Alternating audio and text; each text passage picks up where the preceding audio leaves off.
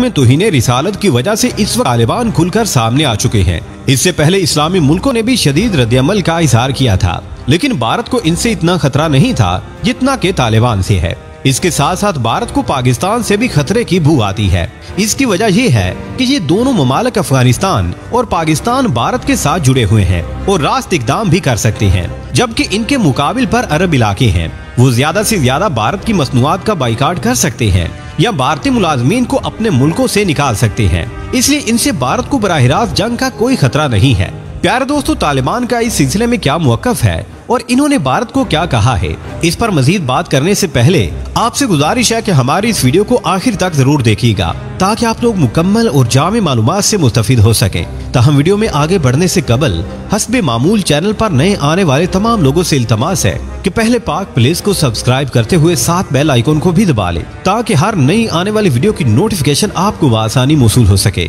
तो आइए नाज़रीन, चलकर आज के मौजू का आगाज करते हैं।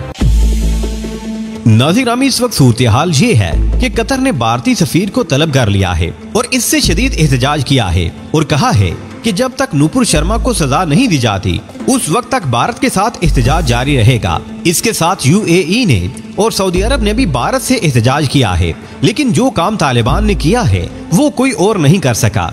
तालिबान के तर्जुमान ज़बीउल्लाह मुजाहिद ने कहा है कि बीजेपी ने नबी पाक सल्लल्लाहु अलैहि वसल्लम की शान में जो गुस्ताखी की है वो नाकाबिले बर्दाश्त है और इन्होंने मोदी सरकार को वार्निंग दी है कि वो इस किस्म के मामलात से दूर रहे और कोई ऐसी हरकत ना करे जिससे नबी पाक सल्लल्लाहु अलैहि वसल्लम की शान में गुस्ताखी का जरा सा भी उनसर निकलता हो। इसके साथ साथ तालिबान ने ये भी कहा कि हम इस्लाम के खिलाफ भी कोई बात काबिल कबूल नहीं करेंगे और इस्लाम के खिलाफ भी तुम्हारी गुस्ताखियाँ कबूल नहीं की जाएंगी।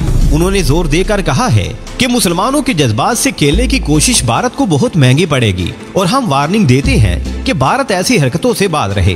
प्यारे दोस्तों, तालिबान ने मोदी को ललकारते हुए कहा है कि तुम हमें मजबूर ना करो कि हम उस मुकाम तक पहुंच जाएं कि तुम्हारा जीना दो बार कर दिया जाए। अब मामला ये है कि कतर एहतजाज करे या सऊदी अरब, भारत पर शायद इसका इतना असर ना हो, लेकिन जब तालिबान की तरफ से इस किस्म का बयान आता है तो दुनिया जानती है कि वो जो कहते हैं वो कर गुजरते हैं और इनको रोकना मुश्किल ही नहीं बल्कि नामुमकिन हो जाता है। इसलिए भारत को तालिबान की तरफ से खुली वार्निंग कोई आम सी बात नहीं है। भारत को इस पर सोचना पड़ेगा और ऐसी हरकत से रुकना होगा, वरना तालिबान इसके साथ वो करेंगे जो इसने सोचा भी ना होगा।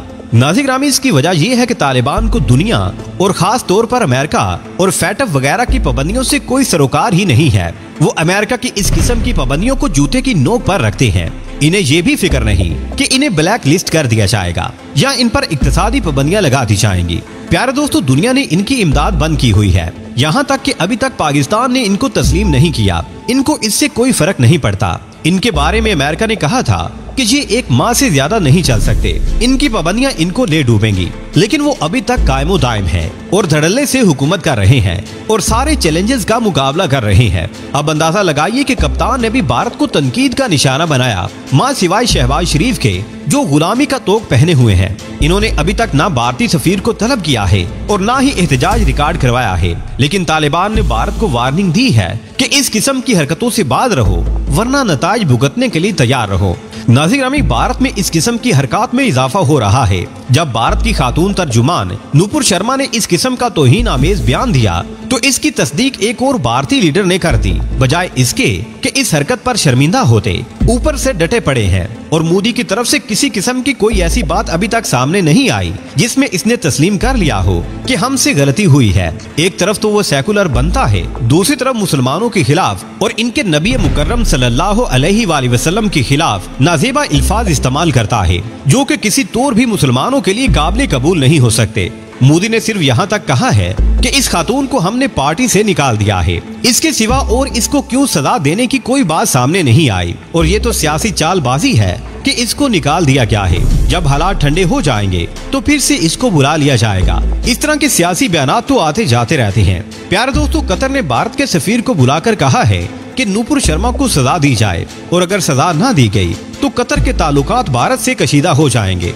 नाज़रीन, पाकिस्तान में अभी तक इस इशू पर खामोशी एक शदीद खतरे का पेश खैमा है, इसलिए कि ना किसी मजहबी जमात ने ना हुकूमत ने अभी तक इस पर खुलकर एहतजाज किया है और ये एक ऐसी खतरे की घंटी है कि अवाम सड़कों पर आकर इन्हीं के खिलाफ आवाज उठाएंगे कि इनका जमीर कहां सो गया है। मौलाना फजलुर रहमान ने मट्टी चाड़ने के लिए 10 दिन के बाद हल्का सा बयान दे दिया है और लोगों को ये यकीन दिलाने की कोशिश की गई है कि हम भी भारत की सरकत पर एहतजाज में शामिल हैं। इनका लहजा बता रहा था कि अंदर से वो ये बयान देना नहीं चाहते थे, लेकिन हालात की नजाकत की वजह से लहू लगाकर शहीदों में शामिल होने का एक ड्रामा किया गया है। मामला ये है कि ये इस्लाम और उम्मत को बेचने वाले लोग हैं। इनको सिवाय अपने मफाद के कुछ नजर ही नहीं आता। ये वो सुम्मुन बुकमुन उम्युन लोग हैं जिनके बारे में कुरान पाक ने फरमा दिया है कि बहरे हैं, गूंगे हैं, अंधे हैं।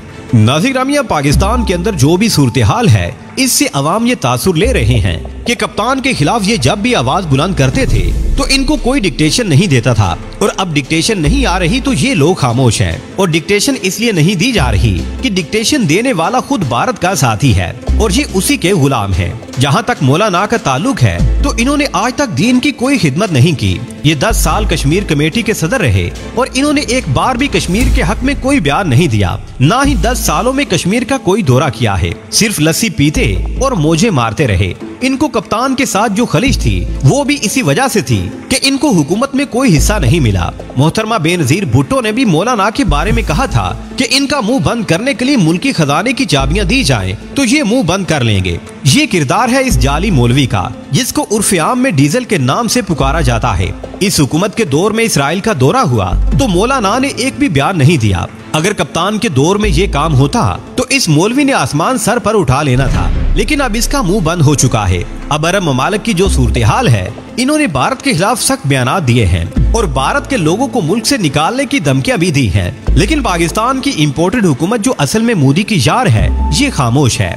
नाज़रीन, इस वक्त अरब ममालिक में कप्तान के क्लिप चलाए जा रहे हैं कि कप्तान ठीक था और अरब ये जान चुके हैं कि कप्तान जो कहता था दुरुस्त ही कहता था और हमने इसको समझने में देर कर दी। भारत के वो शहरी जो दूसरे मुल्कों में काम करते हैं बुनियादी तौर पर मोदी के खिलाफ हैं और समझते हैं कि मुल्क में जो मोदी कर रहा है हम उसका हिस्सा क्यों बने, इसलिए कि यहाँ हम सब मिलजुल कर रहते हैं। जबकि मोदी ने हिंदुआना रवादारी के पेश नजर मुसलमानों का जीना दो बार कर रखा है, इसलिए वो लोग समझते हैं कि हम जिस मुआशरे में मिलजुल कर रह रहे हैं मोदी की सियासत से दूर ही भले हैं, इसलिए वो भी मोदी से बेजार हैं।